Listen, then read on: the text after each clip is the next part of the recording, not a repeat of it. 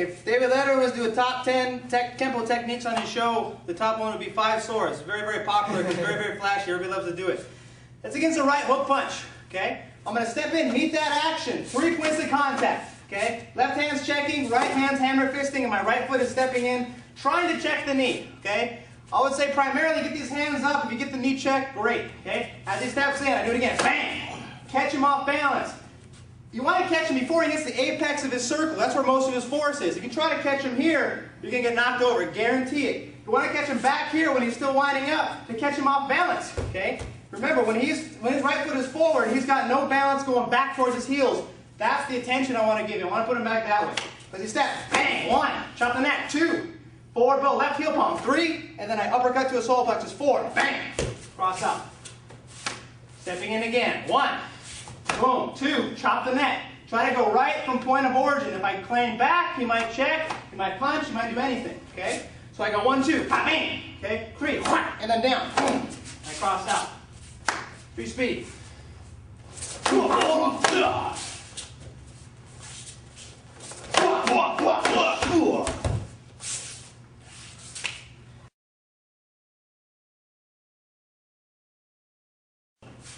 Buckle and branch, okay? Now we're dealing with the left kick. Same thing, base ideal. I'm going to start with my left leg full and the left neutral bow. As he comes with the left leg, I'm going to go up to 430 and do a positional check my right.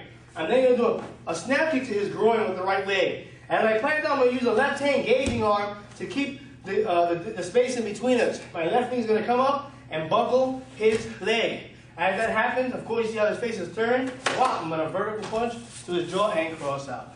Again, getting off the line of attack, kicking his groin. As I plan, I check. Actually, I want you to kick the left leg. I mean, it could be either leg, but right now we're going to go for the far leg, which is the right leg side, the right leg. And as he spins to his left, vertical punch to the left side of his jaw. Come back, notice my point of contact with my left leg is here to also control him, to keep him off balance on the angle disturbance, angle cancellation. And go to the angle of departure. All right, we'll do this in speed.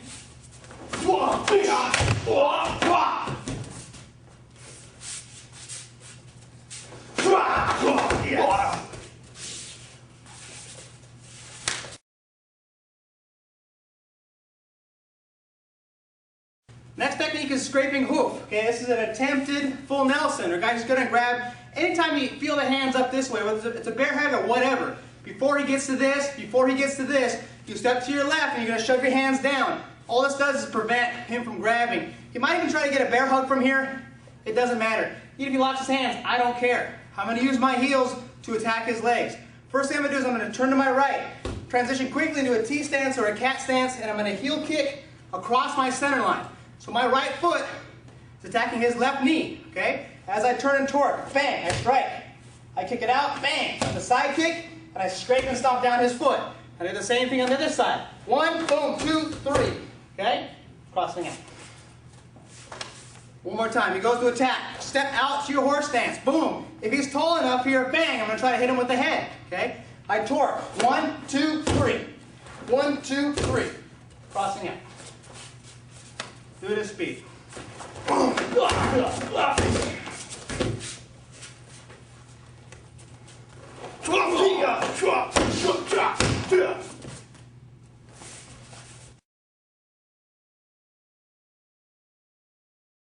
Alright, grip of death. Okay, now we're dealing with another headlock technique. So as he comes out again, just like the other one, remember to keep your chin solidly pinned in at the same time. As he pulls me forward, I'm going to utilize that force. I'm going to use a gravitational check with my left knee to unbalance him. While this happens, it also hopefully opens him up too. Gets his arms off of me. I'm going to hammer to the groin, hammer to the kidney simultaneously. I'm going to grab underneath his nose and I'm going to pull back on the filstrum like that to control him. From this point, I'm going to do a right heel palm to the jaw and a right knee to the thigh and cross right out. 1, 2. Grip of death. Again, borrow the force as I come down. Use your marriage of gravity. Hammer the groin. Hammer the kidney. Here are your tenderizers. Grab. Pull. Suffocating him so that way he may let go. Heel palm, knee. Come out. 1, 2. Okay, this full speed. Grip of death.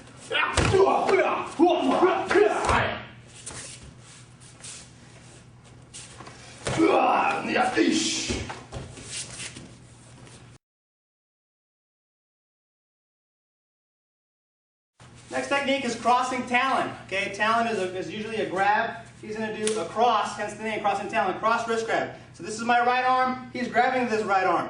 Number of things he could be doing. He could be trying to punch with his left hand. He could be a jiu-jitsu and aikido master trying to wrist lock me, what have you. So what I'm going to do, how I answer this question is I counter grab. Very simple. There are a lot of ways to get out of this wrist lock. But I'm just going to reach around now. I got his in control. And I'm going to turn and torque. Use my fingers. Torque down. I step through, right in front of his leg, do an inward block behind his elbow, trying to hyperextend the arm, put him down. Left outward elbow. Heel pump.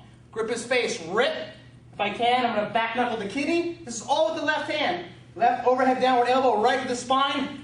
Grab by his head, knee him in the grill. Cross out.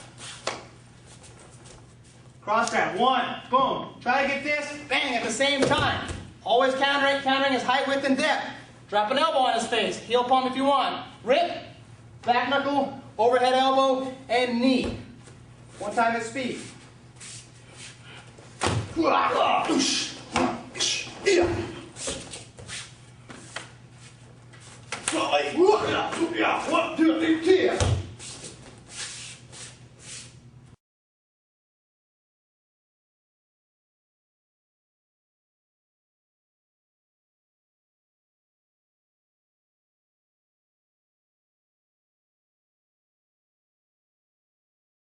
Repeating maze. So now we're dealing with the left direct push, actually cross push to my left shoulder. As he does that, it's a late reaction. We're going to borrow the force and lately, of course, react afterwards and do an outward parry all of a sudden. My right hand gets caught down in the center, in the middle of my right side of my body. What that's going to do is we're going to circle it in and do an inward eagle beak rake hooking strike to his left kidney.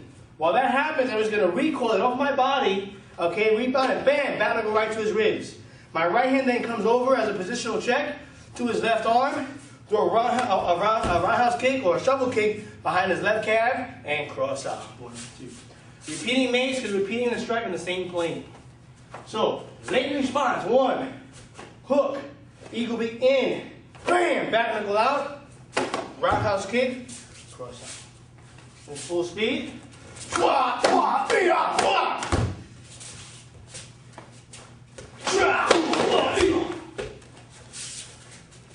Bada bing. Bada boom. Next technique is called shielding hammer. It's a left step through hook punch. So again, I step back. I want to get away from him this time. Over on 5 stars, he stepped in. Now I'm stepping back. I'm going to do a right outward extended block.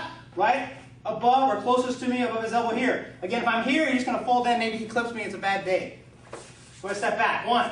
Bang. I do a right inward hammer fist to his jaw or his temple. I let that come all the way through, and I shuffle in. Bang. Elbow to his solar plexus. Keep this right here. You can claw in his face, but you don't want to get headbutted by accident. One of the key principles here is rebounding. So I'm not going to go 1 and 2. I'm going to use the momentum of my block, the rebound, to bounce off and hit him in the face. Okay? It's because I want to keep hold of this right hand. Guarantee you, left hand comes, right hand's coming next. Okay? But instead of playing patty cake like this all day long, I'm going to truncate that, bang, and just clock him in the face. That's going to check his width.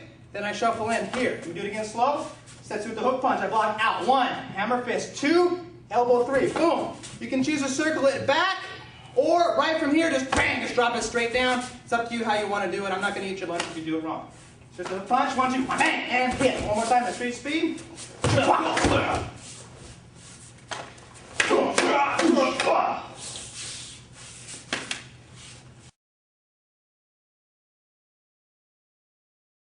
Alright, striking the serpent's head. Now this is a technique, I don't recommend if someone is weighs more than you to do this, but this is a technique that, if your cousin's all over you, he's getting all stupid and drunk, good way to just back him up without having to knock his throat out. Okay? Trust me, we know more than anybody about people weighing more than us. So, as he comes through the tackle, I'm going to drop back and hold the position, okay? What you're taught to do is to miraculously let your left hand guide his back and hit the left side of his temple. If a guy's a good grappler, it's going to be really hard to do that. Yeah, exactly. But again, we're talking about someone who has no idea about what's going, what he's doing, and he's just coming after you, and bada bing, you got the strike in.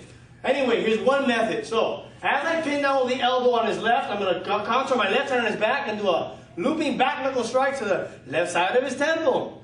If he has hair, I pull it back. If not, I put my hand into his eye socket and pull it out. By doing that, I lean forward to a forward roll to pull him away from me, do a half fist through his throat, and as I do that, I get my left hand across his face and I cross out. 1, 2. Again, striking the serpent's head.